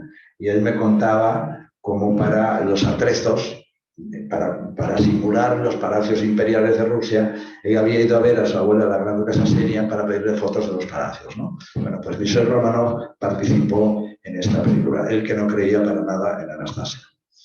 Ella está viviendo ahí en una especie de latencia, más o menos, durante los años 40, 50, 60, apoyada por mucha gente. Jonathan hace poco ha recogido un testimonio del príncipe Dimitri de Yugoslavia, que dice que la propia reina Victoria Eugenia de España dio un dinero para el sostenimiento de esta señora. O sea que había mucha gente que estaba interesada en ella. Aquí vemos ella con su grupo su núcleo duro, que eran los antroposofistas, estos príncipes de Weimar y de Altenburg. Hasta que llega, muy rápido, al OT0, hay el famoso proceso de Hamburgo en el año 58, en el que Lord Mountbatten, que es el que lidera la gran oposición, el príncipe Luis de Hesse y la duquesa de Mecklemburg lideran la gran oposición contra Anastasia en los tribunales alemanes. En el año 58 es el proceso de Hamburgo y finalmente los tribunales que dicen que no se puede probar que es ella, pero tampoco se puede probar que no es ella. Es decir, queda una especie de tablas y el misterio queda ahí para la historia. A partir de ahí, bueno, aquí vemos más otros defensores. Dominique Auclers, que fue una periodista francesa muy notable de Le Figaro, una de sus grandes apoyos. Hubo muchísima gente. El príncipe Alfredo de Prusia, varias princesas de Prusia. Aquí la vemos con Federico Sajonia-Altenburg en el 67, todavía en Alemania. Y en algún momento, ella, que era muy particular, decide... Esta parte te la dejo a ti. Ella decide irse a Estados Unidos y casarse. Ella se va a Estados Unidos y se casa con un millonario americano, John Manhattan. Bastante raro. Muy raro, muy excéntrico, catedrático de historia, ¿no? Ahí en Charlottesville, que es una ciudad allí de Estados Unidos. Y ella manda una carta a sus amigas de allí, de este pueblo impronunciable donde vivía, diciéndole, ya no voy a volver porque me he casado, adiós. Y allí se queda. Allí se queda con este señor. Y vivían, este señor era muy excéntrico, era una especie de historiador loco que vivía allí, con bastante dinero, tenía bastante dinero. Yo hablé con uno de sus sobrinos o sobrinos nietos, algo así eran. Esa es su casa, ahí es donde vivían ellos. No vivían mal, lo que pasa es que ella se convirtió en la loca de los gatos. Ella allí enloqueció por completo, no ayudaba para nada al marido que tenía, porque no ayudaba para nada. Allí también fue a verla... fue aquí, creo que fue a ver a María Rasputin, la hija de Rasputin. La hija de Rasputin fue a verla, la reconoce como Anastasia. Él estaba convencidísimo que era Anastasia, además él inicia también una campaña. Él es el marido, me refiero, John Manhattan. Ella se convierte ya oficialmente en Anastasia Manhattan y consigue cambiarse el nombre a Anastasia. Y aquí ella vive su último periodo de vida donde más enloquece de forma muy estrafalaria y además empiezan a aparecer reporteros para hacerle documentales, para hacerle todo. Fijaos, esta imagen es de... Lo dice todo. Y ella era así, esta es Anastasia. O sea, esta es Anastasia Manhattan en su último periodo era así. Estaba loca, estaba mal. Luego, si os aburrís en casa, os metéis en YouTube y la buscáis hablar. Es muy gracioso escucharla hablar, como ella está en su mundo. Ya van unos periodistas a hablar con ella, ella ya pasa. En este momento, ella ya pasa del tema. Ya no quiere saber nada. Hay un momento dado, cuando empiezan a surgir esto de las pruebas de ADN, a ella le comentan de, bueno, ¿por qué no se hace usted? Dice, mira, yo ya paso, yo ya no quiero saber nada. Le han estropeado tanto la vida a esta señora, porque a la hora de la verdad hubo mucha gente que se le movió a su alrededor. Aquí nos hemos centrado solamente en la realeza, pero hubo otros miembros que se le acercaron por propio interés y la manipularon una barbaridad. Entonces ella ya dijo esta frase de yo sé quién soy. Si tú no sabes quién soy es tu problema. Si tú no sabes quién soy yo es tu problema. Entonces ya no quiso saber nada, de nada, de nada. Y ella fallece, ¿en qué año? Ahí sale. En el 84. En el 84 ella fallece. Para darle más vuelta a la tortilla, no se le puede hacer una prueba de ADN real a su cuerpo porque a ella la incinera. Entonces, al incinerarla, no se le puede hacer pruebas de ADN. Y entonces, en el 91, es cuando encuentran estos restos en Rusia, ella ya muerta, por supuesto, y es cuando empiezan a hacer estas pruebas de ADN con Felipe de Edimburgo, el marido de la recientemente fallecida Isabel de la Gran Bretaña. Y entonces cuando dicen, bueno, pues como faltaban dos cuerpos, porque faltaban dos cuerpos, cuando encontraron a los huesos de la familia imperial, faltaba Alexis, que estaba claro que faltaba, y luego los rusos decían que faltaba María, los americanos decían que no, que faltaba Anastasia. Entonces dijeron, bueno, vamos a hacer una prueba de ADN a esta señora y a ver qué tal. Pero claro, ¿cómo le hacemos una prueba de ADN si el cuerpo está incinerado? No se le puede hacer una prueba de ADN. Y entonces, en el hospital Martha Jefferson, ella fue operada del estómago, una operación, ya tuvo muchas operaciones a lo largo de su historia. Y entonces ahí dicen, bueno, aquí hay un pedacito de estómago conservado, vamos a coger de ahí y vamos a hacer la prueba de ADN. Evidentemente la prueba de ADN con Felipe de Edimburgo dio negativo y se lo hicieron con un sobrino nieto de Francisca, de esta famosa Francisca que el gran duque Ernesto había dicho que era ella, y dio positivo. Entonces dijeron, pues entonces es Francisca. ¿Qué pasa? Yo escribí al hospital, ¿no? Al hospital Martha Jefferson, y pregunté que bueno, si podía hablar con el doctor Monser, que era el que había estado liderando todo esto, de darle... Estaba ya muy mayor el señor, pero sí me escribió, y lo que me dijo es, dice, mira, punto 1, hubo muchas presiones por parte de, bueno, por parte de todo este comité que se formó para liderar todo eso, y punto 2, no hay una prueba de registro. Es decir, a ti nadie te puede demostrar que ese pedacito de estómago era de Anna Anderson. Nadie te lo puede demostrar. Yo no lo pude demostrar. Sí que se operó aquí Anna Anderson, eso me lo contestó él. Sí se operó aquí del estómago Anna Anderson, me puso la fecha de la operación, que creo que fue en el 70 y algo. Claro, y lo que me dijo él, dice, fíjate qué curioso que desde el 76, vamos a poner 76, que no lo sé, que se operó, hasta el 91 estaba aquí el estómago en cloroformo. Entonces, claro, él se quedó un poco sorprendido, pero así se hizo. Entonces se hizo una prueba de ADN con ese pedacito de estómago. Luego se hicieron con supuestos pelos o algo así, pero no está muy claro eso. Entonces, ahí está un poco el lío de que se hizo mal. El problema de esta historia es que se ha tratado mal desde primera hora. Y hoy en día se investiga siempre con la negativa. Es decir, yo voy a investigar y digo, no, voy a escribir un libro sobre Anastasia, pero claro, esta chica de Anastasia, porque Anastasia está muerta. Entonces, como Anastasia está muerta porque murió, empiezan a verlo siempre desde el punto de vista negativo. Y al ver eso, pues hay muchas cosas que se saltan. No han tocado el tema de Zale, no han tocado el tema del ADN, que yo no entiendo nada de ADN, pero simplemente con consultar con el hospital, ellos te informan todo esto. Entonces hay muchas cosas que se han ido saltando, cosas que se han ido escurriendo por ahí para dar una versión, bueno, la versión oficial, ¿no? Que es que fallecieron el 17 de julio de 1918, como que realmente pues hay un asesinato en la casa Catilla y murieron todos estos.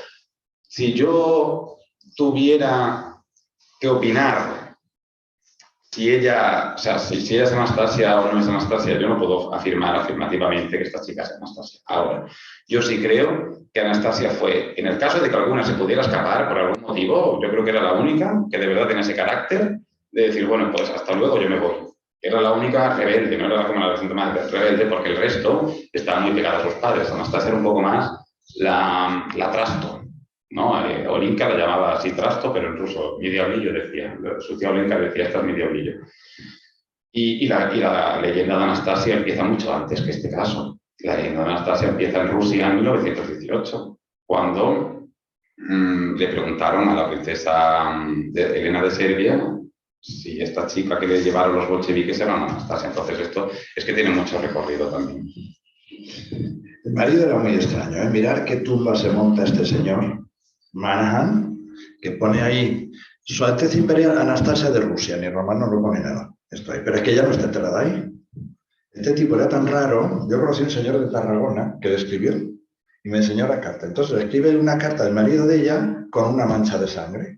Y le dice, te mando aquí sangre del marido de Anastasia. Ponía el mismo, en español, tío rarísimo. Entonces ella pidió ser enterrada en Seon, donde estuvo en el castillo de Baviera. Ahí soy yo en la tumba de ella. Si vais a Baviera, ir al Kloster Seon, merece la pena, un sitio muy bonito, ahí es donde está la tumba de ella. Esto es una foto mía, esto es una cosa, dejarme presumir un minuto. Aquí estoy yo con la gran duquesa de Sajonia-Weimar-Eisenach, que ella me dijo en su casa, como en su familia, siempre la reconocieron. Tanto es así que al hijo de esta señora, la gran duquesa, el jefe de la casa de Weimar hoy en día, es ahijado de bautismo de Anastasia y de la reina Juliana de Holanda al mismo tiempo. Una cosa bien paradójica. Bueno, si vais a Alemania, ir a Baviera, a Kloster Seon. Merece la pena. Muchas gracias a todos.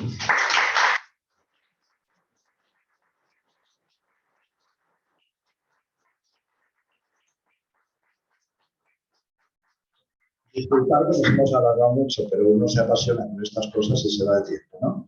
¿Tenéis alguna pregunta, alguna curiosidad? Porque hay muchísimo en el tintero. Sí, muchas gracias por la segunda conferencia, la habéis combinado muy bien.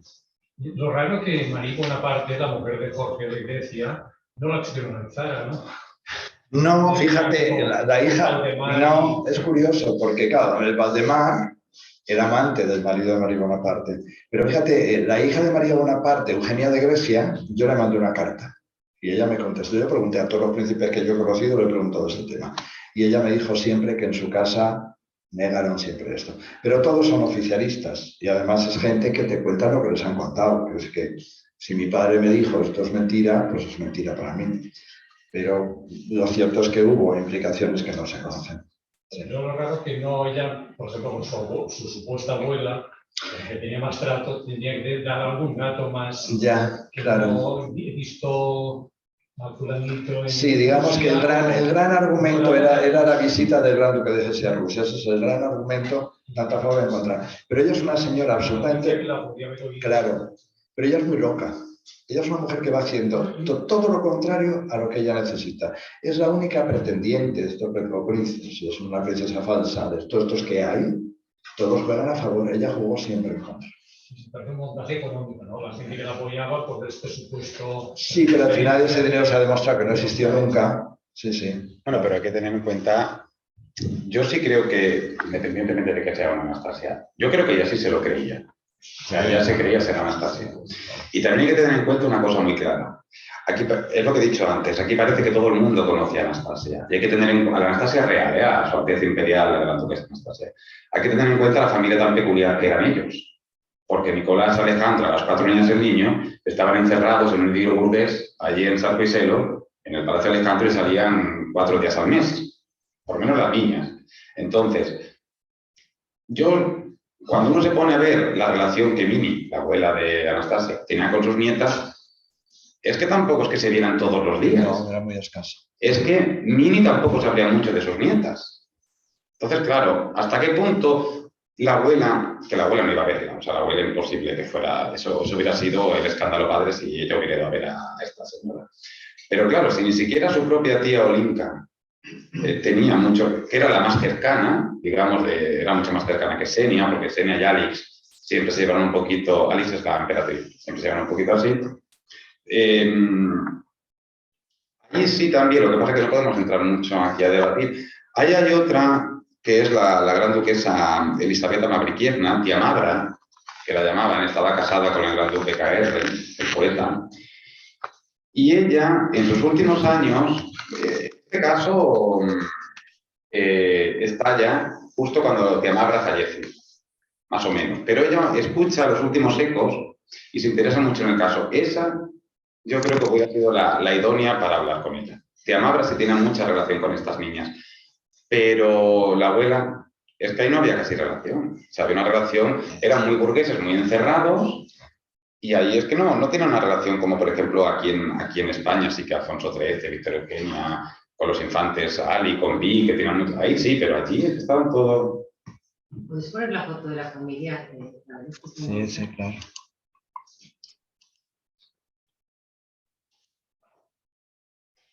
Bonita, ¿no? Sí. Yo he recordado una con un perro. Bueno, hay varias, es que hay varias versiones, sí. Sí, hay muchas.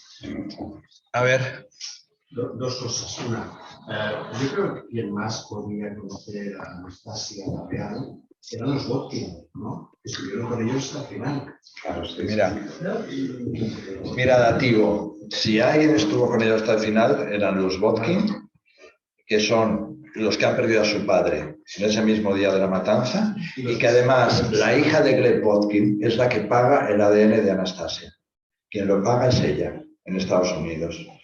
Tatiana Botkin, que yo la conocí, ella muy mayor, yo tenía 19 años, yo tengo cartas de Tatiana Botkin, tengo 5 o 6.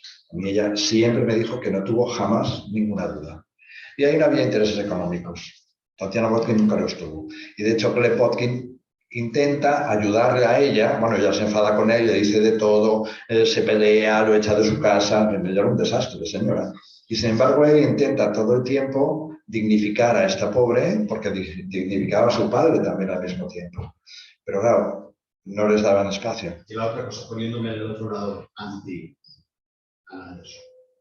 El tema del gran duque Ernesto, yo no creo que fuera una cosa que supieran solamente la familia íntima. Si lo sabía nuestro embajador, eso debió correr por ciertos círculos muy... Claro, pero no solamente la familia. Y que lo llevan a votar, no creo que sería expuso. No, pero tampoco en los círculos de una campesina polaca. No, claro. Claro, es que la cosa es como ella, en estos tiempos tan tempranos, porque ella lo dijo mucho antes de la muerte de Mini. Esto lo diría pues en el 24, 25, más o menos por ahí. Pero ya había tenido contactos con personas más cercanas a la familia. Pero pocos. En ese momento todavía pocos. En ese momento todavía pocos. Hombre, verás, claro, Villasinda, el marqués de Villasinda, nuestro embajador, se entera porque se lo dice el gran duque Pablo. El gran duque Pablo le cuenta a Villasinda que, bueno, pues que Ermi ha estado ahí para los intentos de paz por separado. Porque Villasinda era muy germanófila, pero eso no tiene nada que ver.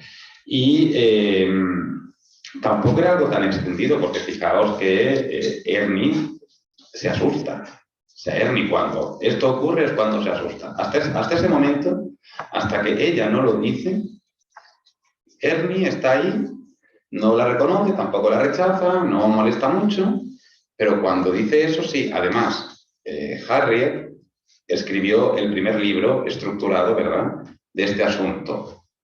Y Harriet quiso publicar eso. El gran duque Ernesto de Hesse ha estado en Rusia en 1976. Claro, eso a Ermi se le fue. ¿Cómo que lo pudo saber de otra forma? Hombre, lo pudo saber. Verás, una persona que fuera a verla, pues le pudo decir cualquier cosa. Lo que pasa es que sí que es muy difícil. Claro, hay que ponerse en el momento. Yo lo que veo muy complicado, yo siempre lo he visto muy complicado, es que una campesina polaca pudiera mantener esa historia tanto tiempo. Una campesina polaca actual, sí. Por supuesto, nos hemos modernizado mucho y todo. Pero una campesina polaca de principios del siglo XX, semi-analfabeta total, que sería normal. No tiene por qué ser Francisca, podría ser otra. Claro, pero entonces el ADN que sale positivo con Francisca, ahí está todo ese choque que hay. Ese es el choque que hay ahí. Hay cosas que no cuadran en ese aspecto. Porque Anna Anderson hablaba alemán. Hablaba un francés muy malo, pero hablaba francés. También hablaba un poco de inglés. Hablaba inglés. Una campesina polaca es que, vamos, así quiero ser también un campesino polaco desde ese momento si hablaban esos idiomas. Es que no lo hacían. Incluso se ha hablado mucho si Anna Anderson hablaba o no hablaba ruso. Ella públicamente nunca habló ruso, por lo menos públicamente. En privado dicen que sí, pero públicamente no. Ahora, sí que se ha demostrado que ella entendía el ruso y lo entendía perfectamente. Entonces, ahí es lo que no cuadra. Sabía escribir, sabía leer, que hoy en día sí, hoy en día una campesina sabe hacer eso, por supuesto, faltaría más, pero en aquel momento es muy complicado. A ver, ¿y qué explicación dais a que se guardase tanto tiempo en la muestra del estómago en un hospital de Estados Unidos? O sea, 20 años, una muestra de ADN. Eso es rarísimo. Eso es rarísimo. Es decir, hay algo extraño, sin duda. Para mí hay algo extraño.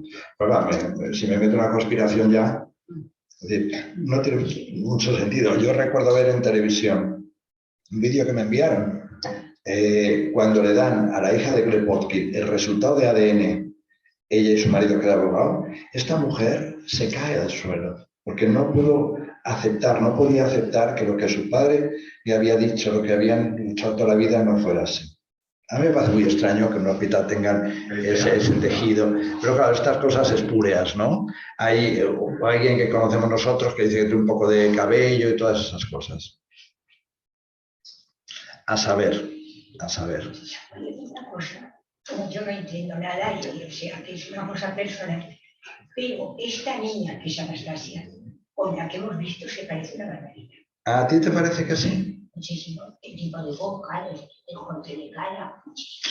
Mira, a mí hay una cosa que me llamó la atención siempre. Claro. Lo estaba pensando. Sí. Fíjate, el príncipe Segismundo, yo tengo varias cartas del príncipe Segismundo que era primo hermano de ella, este señor que vivía en Costa Rica, ¿no?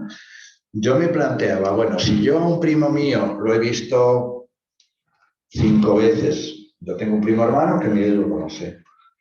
Yo a mi primo lo he visto en mi vida 10 veces máximo. Sin embargo, yo reconocería unos tics. Hay unos tics de familia, hay un algo que uno reconoce, hay un aire, hay un algo. Eso siempre me pareció muy extraño, ¿no? Plantearos la pregunta, ¿no?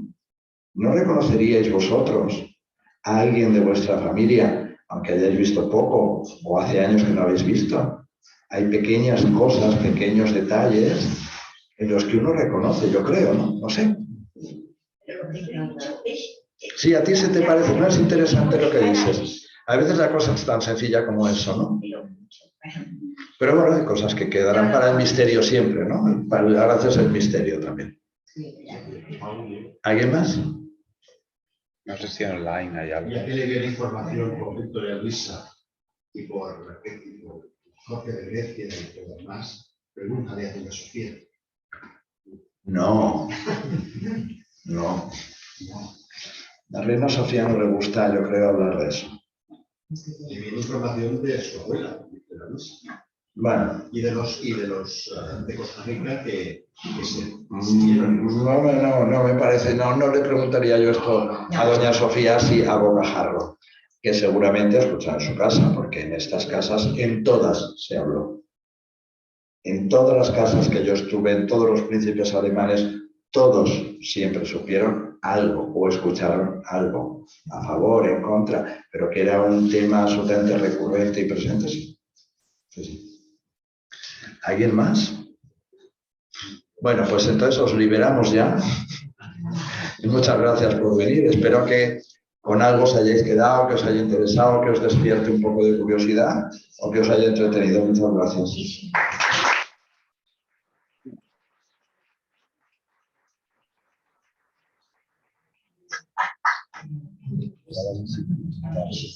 Yo creo que sí, debe estar mirando. En una vez que tú hablas. Gracias a todos.